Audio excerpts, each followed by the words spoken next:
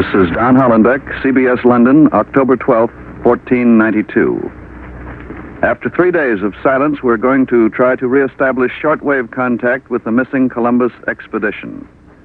For 3 days now, there has been not a single word from John Daly, our CBS correspondent, aboard the Columbus flagship Santa Maria in the Western Ocean. No one in Europe knows what has happened. By now, the Santa Maria and her two sister ships, the Nina and the Pinta, have either sighted land, turned back to Spain, or met an unknown fate in uncharted seas. When last heard from, the fleet was still afloat, but a crisis had arisen which eloquently revealed the difficulties which have beset the little flotilla. October 12th, 1492, London. You are there. Europe speculates. What has happened to the Columbus expedition? Triumph or disaster? CBS takes you back 456 years to the fears, the hopes, and the suspense of 1492. All things are as they were then, except for one thing. When CBS is there... You are there. You Are There, produced and directed by Robert Louis Cheon, is based on authentic historical fact and quotation. And now... CBS London and Don Hollenbeck. Contact with John Daly, who has a shortwave transmitter aboard the Santa Maria, from which he has been sending us regular broadcasts. 3 days ago, at the crisis of the voyage, those broadcasts ceased. Perhaps the fleet has run into adverse atmospheric conditions. Perhaps John Daly has had trouble with his transmitter. Or perhaps, and this is of course entirely possible, the Columbus expedition is lost. Our circuits are open now. We'll try once more to make contact with John Daly out in the Western Ocean. Come in, John Daly. Go ahead, John Daly.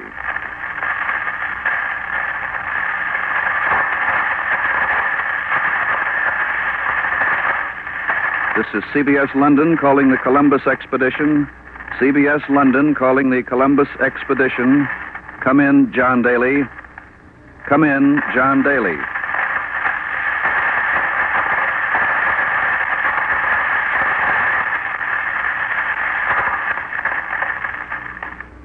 Once more, we have failed to make contact. We'll try again in a few moments. From the character of the men on the expedition, there is good reason to believe that the three ships and the men aboard them will carry this voyage through successfully. To show you the type of men and the strength of the ships they sail, we take you now to Palos, Spain, for the personal testimony of people directly connected with the expedition. Go ahead, Ken Roberts, in Palos, Spain. Here in this little seaport town north of the city of Cadiz on the west coast of Spain, the Columbus expedition departed 70 days ago. Here the ships were outfitted. Here the 90 men aboard were recruited. Here, in a very real sense, is the heart and soul of the Columbus expedition. And here beside me now is the brother of the Admiral, Bartolomeo Columbus. Senor Columbus, what do you think has happened in the 3 days of silence since we last heard from your brother's flagship? With my head, senor, I do not know more than you, but with my heart, I know my brother is safe and will accomplish his great mission. What makes you so sure, senor? Well, my brother has the best ships afloat. He has strong-hearted and tested mariners. And he is a skillful and experienced navigator. But above all, senor, my brother has a plan, a dream to reach the Indies by sailing west. Senor Bartolomeo, how long have you been associated with your brother in his great project? For 15 years, my brother tried to interest the kings of England, France, Portugal, and the Republic of Genoa, but they called him an impractical dreamer. Alone, the king and queen of Spain understood. Tell me, Senor Columbus, has your brother, the Admiral, been a sailor all his life? Oh, yes. Our father was a poor weaver in Genoa. The sea first called my brother when he was a little boy. He sailed in the service of Genoese merchants until his ship was sunk by pirates. Pirates? Where? It was off the southern coast of Portugal in 1476. And what happened to the Admiral? My brother was wounded in the battle. In the water, he hung on to a piece of wood, and though he was bleeding and his strength was flowing from him, he swam to the shore. My brother has the great courage. He is not easily conquered. He has fought the sea before and beaten it. He is fighting it now, and he will win. Thank you, Senor Bartolomeo Columbus. The Admiral's brother has shown you the quality of the leader of the missing Columbus expedition. To tell us now about the qualities of the men who sail under him, I'm going to call on the wife of one of the mariners, Senora Ruiz. Senora Ruiz will speak in Spanish, which I will interpret, and I hope you will hear in her voice the confidence born of her faith in her husband, a faith which is typical of the families here whose men are aboard that fleet. Senora Ruiz, ¿cree usted que su marido regresará? Si es posible para un hombre el regresar, sí lo creo. Él conoce el mar. Ha sido un marino toda su vida y su padre lo fue antes que él. I asked Senora Ruiz if she believed her husband was coming back. She said he knows the sea. He has been a sailor all his life, and if it is possible for a man to come back, he will. Pero, señora, ¿y qué me dice usted de esos terrores misteriosos, los monstruos, las cuevas, los remolinos? Quizás el fin de la tierra. Nadie puede saber nada acerca de esas cosas. Si tales contrariedades se sucedieran, estoy segura de que estará en las manos de Dios. Pensarlo me da miedo, me preocupo. No puedo conciliar el sueño de noche. Pero rezo y tengo fe. Gracias, señora. As for the terrors of the deep, sea monsters, whirlpools, other things that are said to exist out there in the ocean, she says for such things, he is in the hands of God.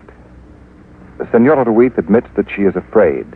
She worries and cannot sleep nights, but she does pray, and she does have faith, great faith. So does Father Juan Perez of St. George's Church here in Palos, the spiritual leader of this little seafaring community. Father Perez, you gave the Admiral communion before he sailed, and you pronounced a benediction for the fleet, didn't you? Si. It was a cool morning, gray before the dawn. The people stood on the dock and waved farewell. The women cried and held up their babies for their husbands to see. The seagulls went with the ship, and the church bell rang. See, it was a cool morning when the Admiral sailed in search of the setting sun. And you think, Padre, that... Have no fear, my son. They are safe. The Admiral sails for God on a new crusade. God will protect him. Do you speak, Padre, of the Admiral's desire for a crusade to rescue the Holy Sepulchre in Jerusalem from the Muslim Turks? See, my son, that is why the Admiral has sailed to the Indies, to find the treasures there and use them in the holy war against the infidel. So, as I told your colleague, Juan Daly, just before he sailed with the expedition, they cannot fail. But, Padre, they have been out of touch for 3 days. Out of touch with men, perhaps. Not out of touch with God. Gracias, Padre. And now this is Ken Roberts returning you to CBS, London. This is Don Hollenbeck in London. Once more, we will try to make contact with our correspondent, John Daly, aboard the Columbus flagship Santa Maria. This is CBS London calling John Daly and the Columbus expedition. Come in, John Daly. Come in, Santa Maria.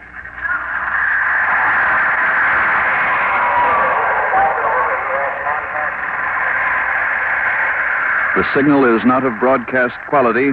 That sound of voices may be what the technicians call ghost voices, weird patterns of static which sound like people talking. But on the other hand, it may be John Daly trying to get through, so we'll call him in again. This is CBS London calling John Daly with the Columbus expedition.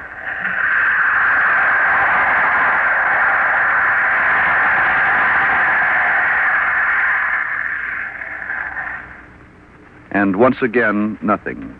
But we'll continue to try to make contact. It's possible the fleet has run into atmospheric or ocean conditions with which men have never had any experience, because the Columbus expedition has been sailing in completely unexplored and uncharted waters. Strange things have already happened on the voyage. John Daly's shortwave description of events on the afternoon of September 21st is typical.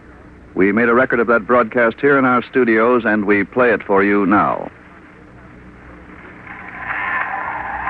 This is John Daly on the bridge of the Santa Maria, 12 days out of the Canary Islands. For the past 3 days, the men aboard the fleet have lived in growing terror. We are in a sea of weeds. Nobody has ever seen anything like this before. That's the lookout at the mast calling out, "Weeds to the horizon," as the man at the bow answers, "Bow still free." Excuse me. As far as the eye can see, in all directions, there stretches a great meadow of weeds of green and yellow, and it looks solid enough to walk on at night. When your imagination is at work, you think you see strange shapes moving about. But the ocean hardly moves. The mat of weeds holds it down. You can put your hand in and lift up great masses of it, but there's no clear water underneath. The weeds close over the hole as fast as you make it. We first saw these weeds 5 days ago, on the 16th. The weeds were scattered then, appearing in strips and islands, but slowly they closed around us till they became the present solid mass. How long this will go on, I don't know. The men don't know, not even the Admiral. And the Admiral's pilot, Senor Feralonso Nino, beside me here, doesn't look very optimistic either. Senor Nino, is there any prospect that these weeds will break up and give us clear water once again? No, senor. I very much fear that the weeds, they do not break up. They get thicker all the time. Well, what will happen, Senor Nino, if the thickness of the weeds increases? We will be trapped here, stranded in this desolate waste. We will be frozen in. This is Don Hollenbeck again. A sea matted with weeds from which the ships finally emerged is just one of the unknown terrors the Columbus expedition may be up against at this very moment. On October 9th, John Daly reported another strange situation which changed suddenly, and here's the record of that shortwave broadcast which we made in our studios at the time of its transmission. This is John Daly a little after sunrise of October 9th, 1492. It's hot, baking hot. For 3 days, we've been sitting motionless on this heated oven of an ocean, not moving. There's not a breath of wind. We're in a dead calm in the middle of nowhere, and we're worried about our water supply. Even the voice of that cabin boy that you can hear singing in the background sounds parched. And by the way, he's chanting the traditional ditty with which he has turned the hourglass. Admiral Columbus insists that traditional ceremonies be kept up even though it's been 30 days since we last saw land. He feels that it helps morale, but the morale aboard this ship and the other 2 ships of the fleet can't hold out much longer. The men have only one thought now: to turn back, to go home, to write off this expedition as a failure. They're in an ugly mood. 4 of the crew are condemned murderers who obtained pardons from the Spanish king by sailing with Admiral Columbus, and they are the ringleaders now. Desperate men with nothing to lose. I don't think it's going too far to say that there's mutiny in their hearts. They might have seized this ship or these ships before this and forced the return except for just one thing. There's no wind, not even a breath of air. And the silence is so complete that the men are afraid of their own voices. Even the Pinzon brothers, the captains of the Nina and the Pinta, have petitioned the Admiral to turn back, but he won't listen. He's stubbornly set on a dream to reach the Indies by going west, and it's become an obsession, a fanaticism. However, it's no longer a question of the Indies now, it's men's lives. The crews aboard the ships of this fleet are liable to make serious trouble if the wind ever blows again. But that's the matter. Something has happened. The ship is heaving and rocking and moving about. Only by hanging onto the rigging can I keep on my feet. Waves, but where have they come from? There are huge waves all slamming into us broadside, but there's no wind. And yet this ocean is in a turmoil. The men are all pointing at the water.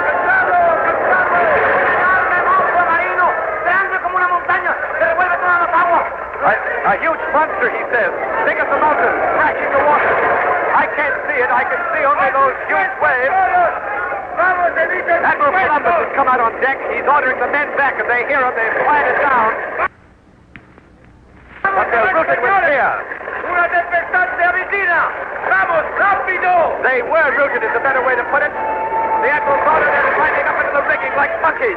He's want them to trim sail for a storm. But what storm? There's still no wind, only those waves. Admiral Columbus! Si, senor! What do these waves mean, sir? You speak of a storm, but there's no wind. Where's the wind? It will be here, senor, soon. Somewhere out there is a hurricane. We cannot see it, but it has sent those waves rolling back, and the wind will reach us soon, sir. See, soon our sails will be filled with wind once more. To blow us home, Admiral, to blow us back to Spain. No, senor. To blow us forward to the Indies. We sail on. Sail on. This is Don Hollenbeck in London again. That was the last word heard from the Columbus expedition. Since then, we've had no luck getting through. Our circuits have been open all through this broadcast, and now our technician tells us those ghost voices are back and that the signals are clearing up a bit, so let's listen. We're not sure yet. It may be nothing but those strange patterns of static coming in from the Western Ocean.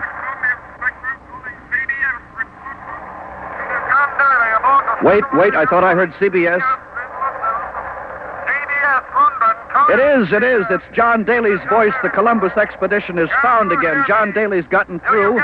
He's trying to establish contact with us. This is CBS London calling John Daly. CBS London calling John Daly. Come in, Daly. Go ahead, Daly. I hear you, CBS. Can you get me clearly? Are you getting me clearly? Yes, we hear you, John, and we're certainly glad to hear from you again. Go ahead, John Daly. Go ahead, Daly. I'm sure glad to hear you. You must have been wondering what happened to us. All Europe has been wondering, John. We were afraid you dropped off the earth. Oh, nothing as bad as that, Don. As a matter of fact, I got news.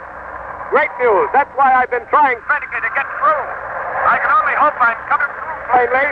It must be those weird atmospheric conditions, Graham. Probably magnetic forces, because the needle of... What's the news, John? Have you found land? To something that's never been experienced before. But tell us the news, John. What's the news? What's the news? Oh, well, look. My great news is that land is near. It must be near. We haven't seen it yet, but we've had so many conclusive indications that we're pretty sure we're going to find it. Lots of migrating birds have been flying overhead. There have been floating boards, pieces of carved wood, and finally, just about an hour ago, a branch was fished out of the water with the leaves still fresh and a little flower clinging to it that resembles those dog roses on the hedges in Castile. Any moment now, while I'm speaking, you may hear the cannon from any one of our three ships. That's the prearranged signal that the one of them has sighted land. It's a beautiful night out here, or morning, I should say. You know, it's 2 o'clock now, October 12th. The moon is past full, riding high up on our port quarter. Jupiter is rising. Saturn has just set. The stars, however, are dim in the reflection of the moon. It's very bright, but I can still make out the square of Pegasus and Cassiopeia's chair. I can also see our other ship. The Pinta is out there in the lead, plunging and rolling and throwing spray. Her sails, with that great green cross of the Christian sovereigns of Spain on them, are bellying out into the wind. All of us, by the way, are carrying full sail, and that's probably kind of dangerous at night, where there's a chance that there may be hidden shoals, but nobody seems to care. The excitement is too intense. We just don't care about shoals. Our drive is on to the promised land, which lies somewhere out there ahead of us. Perhaps it will be some time yet before... The gun! The gun! That's it! The signal has come from the Pinta. Land! Land! That was the signal from land. Land is out there ahead of us somewhere. I'm standing down on the deck. I can't see it. But the lookout up in the mast sees it. He's pointing forward. The men are crowding the rails, straining to see. Oh, it's land all right. Land, oh no, I still can't make it out. Somebody else has just seen it. And there's some more of them. They're crowding out of the rail, pointing forward. And I can see it now, too. A white sand cliff gleaming on the horizon. And another one of those sand cliffs, and there's a dark line of land connecting them. Land! Land! We've found what we came after. Pandemonium has broken loose here on the decks of the Santa Maria. The slaves and men have been under his snap. They're shouting and laughing and crying, slapping each other on the back. There's no limit to their joy. And I'm finding it kind of hard to talk myself. I'm all choked up. The only thing I can say is we've made it. We've made it. We've arrived at the Indies. I'll be back with you soon to describe the actual landing, and until then, I return you now to CBS in London. This is Don Hollenbeck in London, and this is the moment all Europe has been waiting for. And now, to explain the meaning of this momentous news we've just heard from John Daly, we have at a CBS microphone one of Europe's most famous geographers, the Florentine Amerigo Vespucci. We take you now to Barcelona and Amerigo Vespucci. I am Amerigo Vespucci. It is impossible to conceive the full significance of the news which we have just heard from the Santa Maria. The land which Admiral Cristoforo Colombo has reached is Cipango, or the legendary island of Japan. Behind it lies the Kingdom of India and the territory of the Grand Khan of Cathay, or China. Of these lands, the famous Venetian explorer Marco Polo has told us that they are rich beyond imagination. The people eat off golden plates. They walk on floors of gold. The children wear pearls, and the women dress in satins and pearls. Admiral Colombo has shown the way. Shortly, many will follow. Many men. I will be among them. Thank you, Amerigo Vespucci. And now to the Royal Palace here, and Ned Calmer. This is Ned Calmer reporting to you from the throne room of King Ferdinand and Queen Isabella in Barcelona. The king is speaking to his subjects, celebrating Columbus's sighting of the Indies. Ferdinand is a man of about 40. I've never seen him so excited before. He's permitted himself to loosen his regal calm. He's smiling, and he shakes a bit as he fumbles with the paper from which he's reading. Le concedo la gracia de llamarse el mismo Don Cristóbal Colón, grande de España. The king has been announcing the honors and rewards which he will bestow on the admiral. Columbus will be governor and viceroy of the lands he has found, with a 10th part of the riches therein, free of all taxes. And furthermore, he will be entitled to call himself Don Christopher Columbus, Grandee of Spain and Admiral of the Ocean Seas. Now, Queen Isabella is speaking, or as she's called here in Spain, Isabel. The Queen is a charming, sympathetic woman, also about 40. Mil veces ha justificado mi fe en él. Si necesario, las joyas mismas de la corona hubiera empeñado para ayudarlo en su empresa. The Queen has said that she thanks the Lord that in his mercy he sent Don Christopher Columbus to the Spanish court. She has 1,000-fold justified her faith in him, for she would have pledged her royal jewels, if need be, she said, to send him on his voyage. The ceremonies here in the court continue, but CBS cuts away now to La Rábida and Arthur Hannes. This is Arthur Hannes in the monastery of La Rábida, a mile and a half from the little seaport town of Palos, where Admiral Columbus began his great voyage. With me at our CBS microphone is the Admiral's 12-year-old son, Diego. Young Diego has a prepared statement in Spanish, which he will read, and I will translate. Anda, Diego, anda. Dice este mi libro que el sabio Séneca dijo un día. In my school book, there is a speech of Seneca's that reads, Tiempo vendrá en que el mar océano descorrerá el velo de su misterio y hará ver en lontananza luengas y grandes tierras. An age will come after many years when the ocean will loose the chain of things and a huge land lie revealed. En que Tifos revelará nuevos mundos y en que Thule no será ya la última. When Typhus will disclose new worlds, and Thule no more will be the ultimate. Y ahora, escrito he al margen, tal profecía, cumplídola a mi padre el almirante, en el año de 1492. Today I wrote beside it in the margin, this prophecy was fulfilled by my father, the Admiral, in the year 1492. Gracias, Diego Columbus.